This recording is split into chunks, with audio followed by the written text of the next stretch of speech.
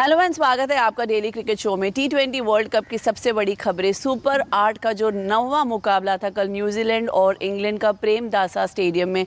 जी हां, इस मुकाबले में इंग्लैंड ने न्यूजीलैंड राष्ट्र टीम को 4 विकेटों से हरा दिया और बाजी जीत गए। इसी के साथ पाकिस्तान की उम्मीदें अभी जारी है और सेमीफाइनल्स में पाकिस्तान पहुँच सकता है। अब सबसे बड़ा सवाल ये है कि पाकिस्तान सेमीफाइनल में कैसे पहुँचेगा। आज है मुकाबला पाकिस्तान और श्रीलंका के बीच में। अगर पाकिस्तान जीत जाता है तो पाकिस्तान और न्यूजीलैंड दोनों के होंगे 3 और 3 पॉइंट्स। अब सवाल उठता है नेट रन रेट पे। इसी के बारे में चर्चा करेंगे। हम जुड़ेंगे हमारे गेस्ट के साथ, Shaneer Siddiqui, international sports journalist, and Asadullah Khan, former Afghanistan player and coach. सबसे पहले आज हम चलेंगे प्रेमदासा स्टेडियम में, जहां पर फैंस बहुत ही उत्साह है। इंग्लैंड की जीत के बाद बात करेंगे इंग्लैंड के फैंस के साथ। Yes, we've come a long way.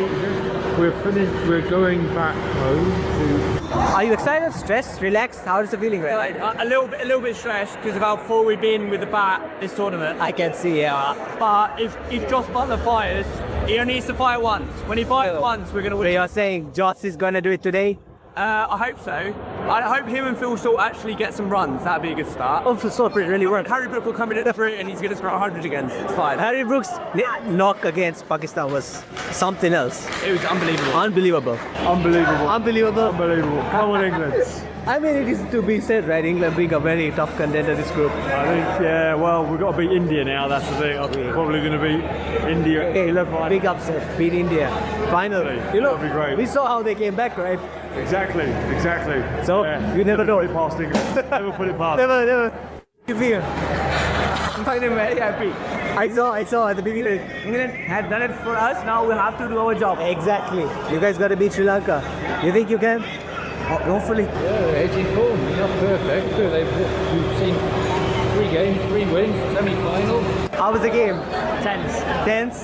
Rehan Ahmed? Brilliant, absolutely fantastic. Right, thank you. Asad sir, सबसे पहला सवाल, कल का जो मैच था, ये जो 159 का स्कोर बना था, क्या ये इजीली डिफेंडेबल था? इफ़ नॉट, कहाँ पर प्रॉब्लम हुआ? पावर प्ले में, मिडिल ओवर में, या डेथ ओवर्स में? जी बिल्कुल, मेरे ख्याल से कुछ 10 से 12 रन, 15 रन ये कम बने। अगर हम न्यूजीलैंड की बैटिंग को देखें, न्यूजीलैंड ने स्टार्ट अच्छा लिया, पावर प्ले शुरू में अच्छा यूज़ किया, मिडिल ओवर को भी अच्छा लेके गए, लेकिन आखिरी 4 ओवर में इन्होंने सिर्फ 29 या 30 रन बनाए, जहां पे इनके 10 से 15 रन कम हुए, जिसका एडवांटेज इंग्लैंड ने लिया। इंग्लैंड ने आखिरी 3 ओवर में 50 रन मारे, तो ये डिफरेंस था और यही मैच इंग्लैंड के हक में गया, क्योंकि इंग्लैंड ने आखिरी ओवर में बहुत अच्छा खेला। शुरू में उनका थोड़ा सा पीछे रह गए थे, लेकिन वो उन्होंने बड़े अच्छे तरीके से एंड पे कवर किया। बिल्कुल, देखिए न्यूजीलैंड ने कहीं डिसअपॉइंट किया क्योंकि उनका पहला विकेट गिरा है 64 रन जी हाँ, राइट। उस टाइम महज 6.6 ओवर फेंके गए थे, 7वां ओवर चल रहा था, तो एक बहुत अच्छा, एक बड़े स्कोर की तरफ जा रहे थे। और मैं उस टाइम ये लग रहा था कि न्यूजीलैंड 170 क्रॉस करेगा, 175 क्रॉस करेगा, जो कि ठीक ठाक विनिंग स्कोर हो सकता है, डिफेंडेबल स्कोर, डिफेंडेबल। लेकिन उसके बाद उनकी जो है ना ओवरऑल टीम एक तरह से कोलैप्स कर गई। तो उनके ओपनर्स ने बहुत अच्छी स्टार्ट दी, टीम ने 35 बनाए थे उन्होंने, और एलन ने 29 बनाए। तो पहला विकेट अगर आपका 64 पे गिर रहा है तो आपको कम से कम 180 बनाना चाहिए था, क्योंकि आपका उस टाइम आप जो है वो पर ओवर जो है 10 के हिसाब से खेल रहे थे, 10 से ऊपर से खेल रहे थे वो। तो उस हिसाब से न्यूजीलैंड ने स्कोर कम किया, वो चूक गए। अगेन वही बात होती है कि कहीं ना कहीं मोमेंटम गड़बड़ हो गया, जबकि इंग्लैंड के बॉलर से कोई बहुत कमाल नहीं किया कल। ऐसा नहीं हुआ किसी बॉलर ने एकदम से जो एकदम से जो कोलैप्स कर दिया बैटिंग पर। किसी ओवर में ऐसा नहीं हुआ कि 2-3 विकेट गिरे, मगर उसके बाद एक रेगुलर इंटरवल पर विकेट गिरते गए। देखिए 16 ओवर में अगर आप देखिए उनके 130 रन थे। हाँ, तो जो बुरे नहीं थे, जो ठीक थे, जो लास्ट ओवर जो किसी भी पावर हिटर के लिए, किसी भी टीम के लिए वो देखने लायक होते हैं और वहाँ पे उसको यूज़ करना होता है, वहाँ पे वो सिर्फ और सिर्फ 29 रन कर पाए। हाँ, जो टीम की हार का सबब बिल्कुल। और वहीं दूसरे अगर जाएं तो इंग्लैंड के 2 रन पे 2 विकेट गिर गए। हाँ जी, तब और टीम बड़ी कोलैप्स हो जाएगी। उसके बावजूद उनकी जो मिडिल ऑर्डर था वो खेलता रहा, देखिए वो लास्ट तक लेके गया। और अगर आप देखिए आखिरी के जो 3 ओवर में कितने 45 रन चाहिए थे जी, जो कि अगर उस टाइम आपका कोई रेगुलर बैट्समैन नहीं खेल रहा है मैदान में, मतलब एक बैट्समैन उनके पास रेगुलर था, विल था मैदान में, रेहान अहमद साथ में आए हुए थे, लेकिन कल दोनों ने कमाल किया वहाँ। तो ये जो मुझे लगता है आपने सही बात कही कुशा कि आखिरी के 3 ओवर जो न्यूजीलैंड ने मारे ना, 4 ओवर वो ये था कि यार अब इंग्लैंड को ये था कि अब तो हम मतलब मैच जा ही रहे हैं उससे, तो उन्होंने दबा के मारा और पूरा मैच पलट दिया। देखिए उन्होंने स्ट्रॉन्ग पावर हिटिंग की, अच्छी पावर हिटिंग की। इंग्लैंड के बॉलर को इतना ज़्यादा स्कोर 3.5 ओवर में उन्होंने मेरे ख्याल से कोई 45 से 48 रन हाँ बनाए हैं। तो ये एक बड़ा स्कोर है, ये डिफेंडेबल था यहाँ पे न्यूजीलैंड के लिए कि वो डिफेंड करते इसको। वो एक्यूरेट बॉलिंग नहीं कर सके, उनका अच्छा जगह पे बॉल नहीं गिरा है, प्रेशर को हैंडल नहीं कर पाए, जिसकी वजह से उन्होंने वो आसानी से पूरा कर लिया। बिल्कुल, लेकिन उससे एक बहुत अच्छी बात हो गई पाकिस्तान के नज़रिए से कि अब पाकिस्तान के लिए जो है वो थोड़ी सी उम्मीदें जागनी हैं। ओवरऑल पूरा पाकिस्तान कल दुआ कर रहा होगा कि इंग्लैंड जीत जाए, और जाहिर सी बात है इधर इंग्लैंड के विकेट गिरते होंगे जब पाकिस्तान की नस जो है वो स्लो हो रही होगी, आई एम श्योर। तो जो आखिरी के जो 4 ओवर थे उसमें जितना सेलिब्रेशन इंग्लैंड में होगा शायद नहीं जो पाकिस्तानी फैंस ने किया दिल रशीद को भी स्पेशल थैंक्स कर रहे होंगे। बिल्कुल, और खासकर वो रेहान के लिए, रेहान को आदिल को खेल के मौका नहीं मिला। कल एक चीज़ हो रही, सचिन रविंद्र ने फिर से जो है ना 3 विकेट लिए। पिछले मैच में उसने 4 विकेट लिए थे, उसकी परफॉर्मेंस में कंसिस्टेंसी बनी हुई है। अच्छा देखिए, अगर वो बॉलिंग में परफॉर्म कर रहे हैं वो न्यूजीलैंड को उतना नहीं भाएगा, क्योंकि उनका जो मेन रोल है वो बैटिंग है। Yes, Ravindra is the batsman. Exactly, वो देखिए वो एक्स्ट्रा है, उसमें अगर आप नहीं भी करते हैं परफॉर्म तो वो आपका वो रोल नहीं है, ठीक है। लेकिन मेन जो है जिसके लिए आप खिलाया जाता है, जिसके लिए आपको टीम में रखा जाता है और वेरी वेरी इंपॉर्टेंट रिस्पॉन्सिबिलिटी है, और वहाँ पे वो नहीं कर पा रहे हैं। जहाँ के न्यूजीलैंड की टीम जो है वो लेग कर रही है। अगर उनकी परफॉर्मेंस आ गई, जैसे इंडिया की अभिषेक का वेट हो रहा था तो उनका वहाँ पे वेट हो रहा है, इंग्लैंड का भी वेट हो रहा है अच्छे प्लेयर्स का, तो इन प्लेयर्स को स्कोर करना चाहिए था अपनी अपनी टीमों के लिए। तो ये बहुत इम्पोर्टेंट है कि जो T20 में आप जैसा आपका कहना है कि प्लेयर्स अपना रोल नहीं प्ले कर रहे हैं, खासकर रविंद्र के केस में उन्होंने दूसरा रोल प्ले किया जो उनका सप्लीमेंट्री रोल है बॉलिंग का। एग्जैक्ट एज ए बैटर उन्होंने खेला, ऐसा नहीं है कल के मैच में उन्होंने 11 रन परसों के मैच में पहले, लेकिन कल के मैच में वो नहीं परफॉर्म कर पाए। तो एंड ऑफ द डे वही होता है कि आपका जो अपना की रोल है उससे ज़्यादा उम्मीदें होती हैं। एग्जैक्टली, लोग आपको देखिए सेलेक्टर्स, कैप्टन, कोच, उनको आपके की रोल से मतलब है, हाँ, उनके आपके एक्स्ट्रा रोल से मतलब नहीं है, क्योंकि वो अपने एक्स्ट्रा रोल में आपको प्लान नहीं किए हुए हैं।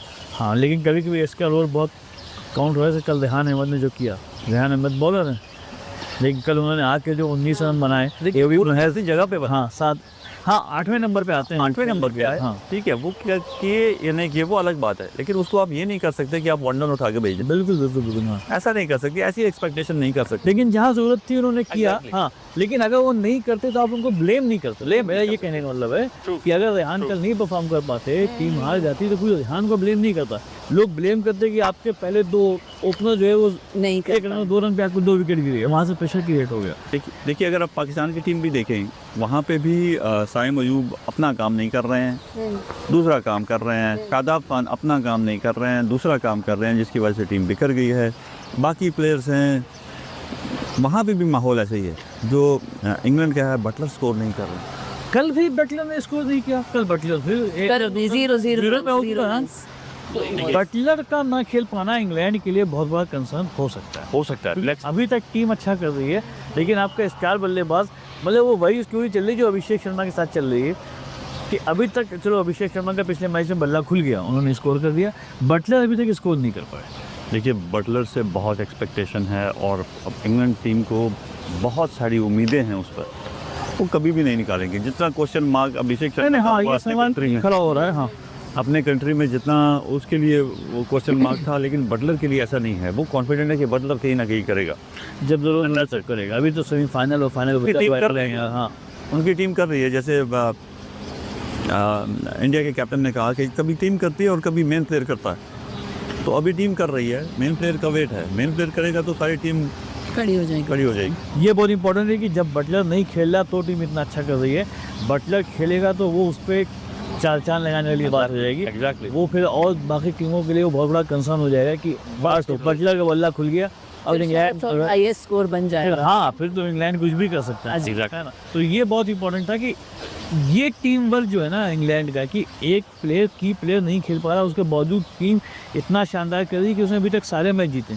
उसके पास 6 पॉइंट है, इंग्लैंड 6 पॉइंट्स पर है। जी हाँ, और ऑलरेडी सेमीफाइनल क्वालिफाई पहुंच कर गई चुकी है ना। तो ये बहुत इंपॉर्टेंट है। अभी 2 चीज़ें हैं जो एक सांस रोक देने वाला मूवमेंट आ चुका है एशियन क्रिकेट फैंस के लिए, क्योंकि श्रीलंका तो बाहर हो चुकी है, ये तय है। पाकिस्तान और इंडिया दोनों का अभी तक सेमीफाइनल में पहुंचना तय नहीं है। तो ये क्या ऐसा होगा कि इस बार कोई एशियन कंट्री नहीं होगी सेमीफाइनल में T20 वर्ल्ड कप के, या दोनों हो सकती हैं? इस पे हम लोग थोड़ा सा चर्चा कर लिया जाए। सबसे पहले पाकिस्तान की बात कर लेते हैं। आज ही पाकिस्तान का मैच है श्रीलंका के साथ। देखिए, जैसे पाकिस्तान में ये न्यूज़ चली होगी कि न्यूजीलैंड ने मैच जीत लिया है। जैसे हॉस्पिटल से कोई डॉक्टर आता है कि आपको मुबारक हो, आपका बेटा हुआ है। ऐसा एक प्रोग्राम पाकिस्तानी फैंस के लिए बना हुआ है कि मुबारक हो गया। तो अब ये देखना है कि पाकिस्तान खुद क्या करता है। पाकिस्तान सबसे बड़ी बात ये देखिए, अभी क्या है ना, अब पाकिस्तान जाएगा या नहीं जाएगा, अब ये वो किसी को ब्लेम नहीं कर सकता है। कुदरत ने मौका ये दिया, ऊपर वाले ने अपना काम कर दिया तुम्हारे हाथ में। न्यूजीलैंड हार गई, दुआएं कबूल हो गई, ठीक है, तुम्हारी दुआएं कबूल हो गई, लेकिन अब तो तुमको खेलना है आज। अब ऐसा नहीं ना कि आज तुम बारिश की दुआ कर लो उसके बाद तुम सेमीफाइनल पहुंच जाओगे। आज से तुम्हें जीतना ही जीतना है पाकिस्तान। मैं भी यही कहने वाला था कि देखिए, बारिश की दुआ हुई, बारिश भी हो गई। हाँ, इंग्लैंड की जीतने की दुआ हुई, हाँ, वो भी हो गया, लेकिन हो गया। अब तो खेलना पड़ेगा। अब मुझे ये बताएं कि आपको खुद कब करना पड़ेगा। अब आपका खुद करने का वक्त आ गया, वरना बहुत बेइज्जती होने वाली है। और बहुत इंटरेस्टिंग इक्वेशन बनेगा, क्योंकि पाकिस्तान के सामने अब जो है ना वो ब्लैक बोर्ड पे एकदम साफ साफ लिखा हुआ है उसको क्या करना है और कितने ओवर में कितने रन पे अचीव करना है। तो अभी कोई डाउट नहीं है पाकिस्तान के जहन में कि क्या नहीं करना है, क्या करना है, अब बस क्या करना है। अगर आप पाकिस्तान लेकिन इसमें एक चीज़ मैं ऐड करूँगा, ये अच्छा है कि सारे मैच लाइव चलते हैं। अगर ये लाइव ना चल रहे होते तो पाकिस्तान भी अपने मुल्क को बोल रहा होता कि हम सारे मैच जीत के आए हैं, वर्ल्ड कप भी लिया है। तो अब ये इम्पोर्टेंट है। देखिए, अगर पाकिस्तान आज श्रीलंका, ये पाकिस्तान जो भी टॉस जीतता है, अगर पाकिस्तान टॉस जीतता है तो मतलब मुझे ऐसा लग रहा है कि वो बाद में बैटिंग करना प्रेफर करेगा, क्योंकि जब टारगेट आपको अचीव करना होता है या एक सेट स्ट्राइक रेट पे खेलना होता है तो आपको बाद में बैटिंग करना ज़्यादा फ़ायदेमंद होता है। अब इस कंडीशन में अभी पाकिस्तान के पास 2 ही बल्लेबाज हैं जो ये कर सकते हैं, बड़ा स्कोर कर सकते हैं, वो है फ़खर जमान और शाहिद फरहान के साथ एक बहुत बड़ा प्लस पॉइंट ये है कि अभी तक वो इस पूरे T20 वर्ल्ड कप में नंबर 1 पे चल रहे हैं। उन्होंने जो है 283 रन बनाए हुए हैं। तो आज उन दोनों को खेलना ही होगा हर हाल में। देखिए, फ़खर को ओपन करना बड़ा इंपॉर्टेंट है। फ़खर को अगर आप टॉप ऑर्डर में फिर से बाबर आजम को भेजते हैं और आप ये एक्सपेक्ट कर रहे हैं कि आप 65 रनों से मैच जीत जाएंगे या 70 के मार्जिन से जीत जाएंगे, तो it's gonna be little bit difficult. लेकिन एक कंडीशन और है सर, अगर मान लीजिए कि श्रीलंका ने पहले बैटिंग कर ली और पाकिस्तान को बाद में बैटिंग करना, तो पाकिस्तान के सामने भी स्कोर क्लियर है। अगर श्रीलंका ने 115 से लेकर 123 तक का स्कोर बनाता है, 123 तक, तो पाकिस्तान को 12.4 ओवर में इस स्कोर को जीत लेना है। अगर श्रीलंका ने 124 से ऊपर बनाए, 132 के बीच में 125, 130 बनाए या कुछ 132 बनाए, तो पाकिस्तान के पास एक गेम का एडवांटेज मिल जाएगा, उसको 12.5 ओवर में जीतना है। श्रीलंका का स्कोर अगर 150 से ऊपर होता है, 153 से लेकर 163 तक, तो एक ओवर पाकिस्तान को एडिशनल मिल जाएगा, 13.2 ओवर का में उसको अचीव करना होगा। अगर श्रीलंका 175 बनाती है, 164 से लेके 175, तो पाकिस्तान के पास 13.3 ओवर में अचीव करना होगा। बेहतर क्या होगा पाकिस्तान के लिए अगर पाकिस्तान टॉस जीत गया? बिल्कुल, बेहतर क्या होगा पाकिस्तान? जितना ये मैच इंपॉर्टेंट है उतना पाकिस्तान के लिए मेरे ख्याल से जो कैलकुलेशन है वो टॉस जीत कर दूसरी बैटिंग करता है, क्योंकि यही एक थोड़ा सा आसान रास्ता है कि जिससे पाकिस्तान श्रीलंका को वो कम से कम रोके। एग्जैक्टली, और आपके पास एक लिमिटेड ओवर्स आ जाएंगे। जैसे मिसाल के तौर पर आप पहले बैटिंग करते हो तो आपको पूरे 20 ओवर खेल के एक बड़ा टोटल सेट करना है, राइट, हाँ। ठीक है। लेकिन अगर आप टॉस जीत जाते हैं और दूसरी बैटिंग करते हैं तो ये सिमट के 13 ओवर तक आ जाएगा या 12 ओवर तक आ जाएगा। तो मतलब आपका 12 ओवर का मैच है और आप फिर 12 ओवर में जो करना है वो करना है, तो ये एक आसान हो जाएगा बनिस्बत उसके।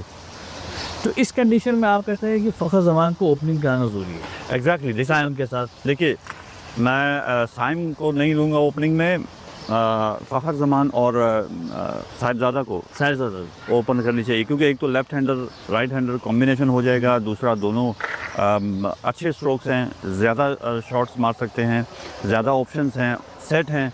साहिबजादा एक वर्ल्ड कप में इसमें ज़्यादा स्कोर किए हुए हैं, मोरल हाई है उनका। फ़खर है वो स्ट्रोक प्लेयर हैं, उनके पास ज़्यादा ऑप्शंस हैं स्कोरिंग शॉट्स के, तो इन दोनों को आना चाहिए। फिर उसके बाद अगर जो किसी को भी फिर आज बाबर आजम को भी कुछ बड़ा करना होगा, जो उनका मुझे तो लग रहा है ये इतना बड़ा ना कर दे कि उसको बाहर ही ना कर दे। कुछ भी हो सकता है आज, लेकिन हाँ पाकिस्तान के लिए बिल्कुल करो या मरो का मामला है, इस लिहाज से कि उसको टारगेट सेट हो जाएगा, उसको क्या करना है।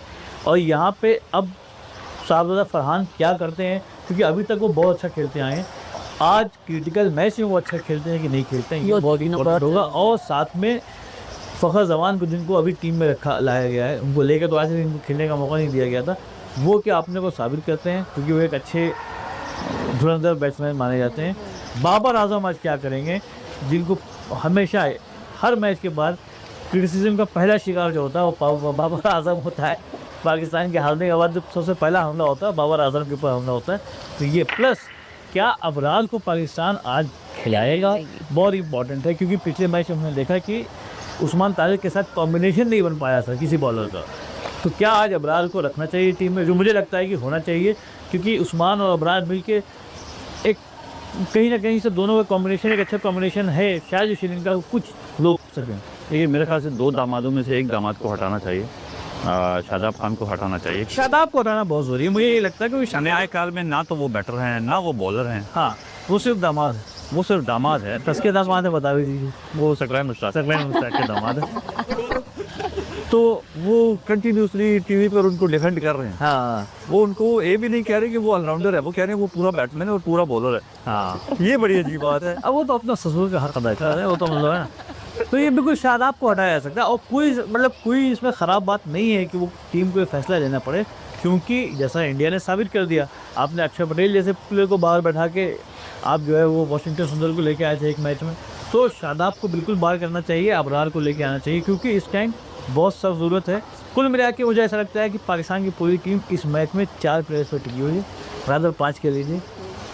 बॉलिंग में कल पिछले मैच में वैसे शाहीन शाह अफरीदी ने बहुत अच्छा परफॉर्म किया था, अगर वो ऐसा दोबारा कुछ कर पाए तो श्रीलंका को शुरू में तोड़ सकते हैं। देखिए करना पड़ेगा मतलब हाँ करना ही पड़ेगा, तो श्रीलंका को शुरू में तोड़ देंगे। मिड ओवर में डेफिनेटली उस्मान तारिक और अबरार थोड़ा स्लो कर सकते हैं बैट्समैन को। देखना होगा अगर जल्दी विकेट गिरे तो अभी तक श्रीलंका डेथ ओवर में वो बॉल कमाना नहीं कर पाया, क्योंकि श्रीलंका की जो बैटिंग स्ट्रेंथ है वो टॉप ऑर्डर में है। तो ये और बैटिंग की बात अगर की जाती है तो देखने के लिए 2 नाम सबसे आगे निकल के आ रहे हैं, साहिबजादा फरहान और फ़खर जमान। लेकिन साहिब अयूब ने जो अभी तक कुछ नहीं किया है, तो इस टाइम ये साहिब अयूब को भी, क्योंकि वो end of the day as a opener as a spinner लेके आया गया उनको, बट देखते हैं वो क्या कर पाते हैं। लेकिन इधर एक चीज़ को हमें नहीं बोलना चाहिए, अब श्रीलंका को क्या देखना है ये भी तो इम्पोर्टेंट उसी पे आने वाला था कि देखिए श्रीलंका को अपना बेनिफिट देखना है या कोई ना बेनिफिट की बात क्यों कही इस पर मतलब। देखिए श्रीलंका ऑलरेडी बाहर हो चुकी है, कुछ अगर वो आज जीती भी है तो महज इज्जत बचाने के और कुछ ज़्यादा उसके पास है नहीं, और उसको जितनी गाली खानी थी वो पिछले मैच में हार के खा चुकी है, क्योंकि वहीं से तय हो गए थे कि वो बाहर है। अब पैसे आए, अब पैसे हैं, पैसे कैसे आएंगे अगर आज पाकिस्तान जीत जाता है तो मार्जिन के साथ। हाँ मतलब पाकिस्तान अगर क्वालिफाई कर जाता है सेमीफाइनल के लिए, हम ऐसे बोलें तो एक सेमीफाइनल जो है वो कोलकाता वाला शिफ्ट हो जाएगा कोलंबो। तो एक सेमीफाइनल बड़ा मैच टूर्नामेंट का कोलंबो में होगा। कोलंबो में जो है वो बम करके बिजनेस होगा, hotel industry, tourism industry, food industry, leisure industry, सब कुछ वजह सारी सबको जो है हाँ सबको वहाँ पे जो है मौका मिलेगा, क्योंकि पाकिस्तान जो खेलेगी वो साउथ अफ्रीका से खेलेगी, है ना। और दूसरा जो है वो इम्पॉर्टेंट है कि अगर पाकिस्तान सेमीफाइनल भी जीत जाता है तो वहाँ पे फाइनल जो है वो अहमदाबाद से शिफ्ट होकर कोलंबो चला जाएगा। तो इसलिए श्रीलंका टीम भले ही ना चाहे, कहीं ना कहीं जो लोग बिजनेस कर रहे हैं, जो लोग बोर्ड चला रहे हैं, वो लोग पैसे से मतलब है, वो ये चाहते होंगे कि शायद पाकिस्तान खेले सेमीफाइनल में, और फाइनल में भी, क्योंकि उनको 2 बड़े मैच मिलेंगे उनकी इकोनॉमी के लिए। क्योंकि मैं जो ये बात पहले दिन से कह रहा हूँ कि श्रीलंका की इकोनॉमी के लिए टूर्नामेंट एक रिवाइवल की तरह है।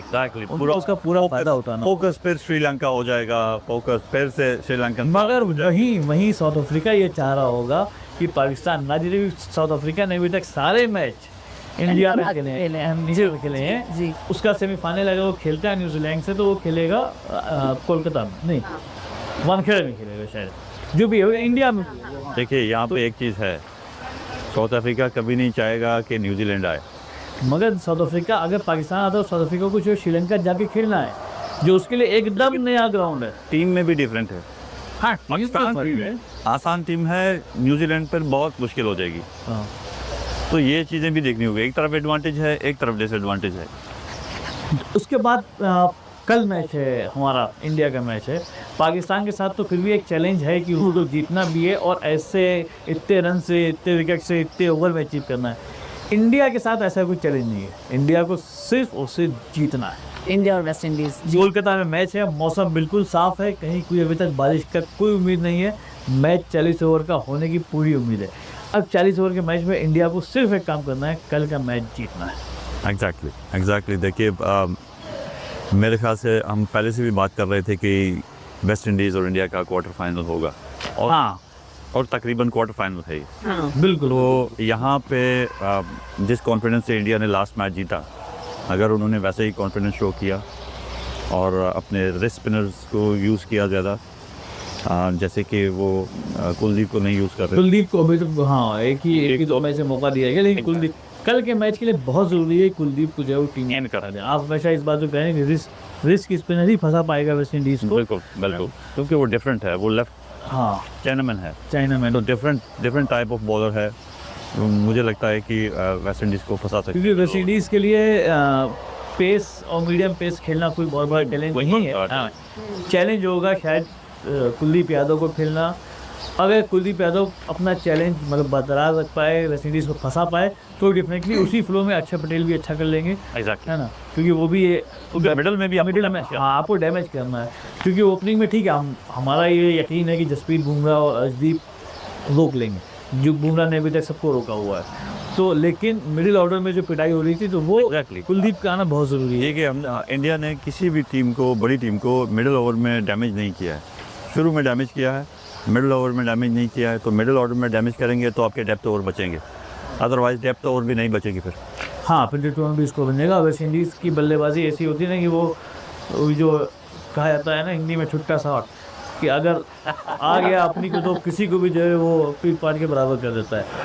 कल हम उम्मीद करते हैं कि वही इंडिया की टीम रिपीट होगी जो पिछले मैच में हुई थी, एक्सेप्ट कि कुलदीप यादव को लाया जाए। और कल भी ये बात हुई थी कि वरुण चक्रवर्ती को बाहर किया जा सकता है कुलदीप यादव को लेके आने के लिए। तो कुल मिला के टीम में जो है कल इंडिया में 8 बैट्समैन हो सकते हैं। ईशान किशन, संजू सैमसन, तिलक वर्मा, शिवम दुबे, अभिषेक शर्मा, स्काई, पांड्या और अक्षर पटेल। यहाँ तक तो हमारे पास बैट्समैन ही हैं 8। उसके बाद फिर जो है कुलदीप यादव, बुमराह और अक्षर पटेल नहीं अर्शदीप। तो इस तरह से टीम का कॉम्बिनेशन हो सकता है।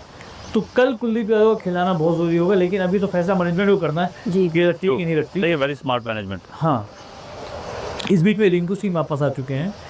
हाँ, इंडिया से उन्होंने मतलब इंडिया में इस बार तो मैच ही इंडिया में उन्होंने वहीं स्क्वाड को ज्वाइन कर लिया है। तो अब अगेन देखना होगा रिंकू सिंह होते हैं कि नहीं होते हैं टीम में, वो एक सवाल है। लेकिन रिंकू सिंह कहाँ आएंगे, सवाल ये, क्योंकि ऑलरेडी पिछला जो विनिंग मैच कॉम्बिनेशन था वो तो प्ले कर ही रहा है ना बैटिंग में। तो कहीं स्पेस बन नहीं रहा है रिंकू सिंह के लिए। बल्कि इनफैक्ट हम तो ये बात कह रहे हैं कि एक प्लेयर को हटा के रिप्लेस करने की बात हो रही है ना। तो कल कुलदीप यादव होते हैं कि नहीं होते टीम में, ये देखना बहुत ज़रूरी होगा। क्योंकि कल इंडिया के लिए लिटरली करो या मरो वाला मामला है। ये एक क्वार्टर फाइनल है, सेमीफाइनल से पहले। अगर वेस्ट इंडीज़ जीतता है तो वेस्ट इंडीज़ जाएगा। लेकिन एक रिलीफ मिला है कि जो रन रेट का इंडिया को ये रिलीफ मिल गया है कि अब इंडिया भाई कह रहा हूँ, जैसा आज पाकिस्तान के सामने चैलेंज है कि आपको जीतना भी है और आपको इतने ओवर में जीतना है, इतने रन से जीतना। इंडिया के साथ ऐसा कोई सिनेरियो नहीं है। एग्जैक्टली आपको सिर्फ और सिर्फ जीतना है। दैट्स द ओनली थिंग कि आपको आपकी जीत हर हाल में रिक्वायर्ड है। वरना अगर वेस्ट इंडीज़ जीतता है तो वेस्ट इंडीज़ जाएगा, वेस्ट इंडीज़ खेलेगा इंग्लैंड के साथ। ट्रू। वरना इंडिया जाता है तो इंडिया खेलेगा इंग्लैंड के साथ। तो ये पूरा सिनेरियो हमने बताया कि श्रीलंका क्या सोच रहा होगा, सेमीफाइनल फाइनल उसके यहाँ हो, इंडिया के सामने क्या चैलेंज है, पाकिस्तान के सामने कितने सारे चैलेंजेस हैं है ना। नहीं, श्रीलंका को ये सोचना होगा कि बेनिफिट के पीछे जा जाए, इज्जत के पीछे। इज्जत ही पे जाया जाए, है ना। तो ये भी एक बड़ा सवाल है। तो बस ऐसे ही अब चल रहा है, तो एकदम पीक पे है, हर सारा मैच फंसा हुआ है। तो एक्चुअली तो टूर्नामेंट का फाइनल आज ही शुरू हो चुका है। बेनिफिट और इकोनॉमी किसको चूज़ करेंगे? जहां पर एक जगह श्रीलंका भी लड़ रही है तो दूसरी जगह पाकिस्तान भी लड़ रही है। पाकिस्तान की सारी प्रार्थनाएं कबूल हो चुकी है, अगर मगर की कठिन डगर पर खड़ी है पाकिस्तान। क्या होगा देखने के लिए बने रहिए हमारे साथ।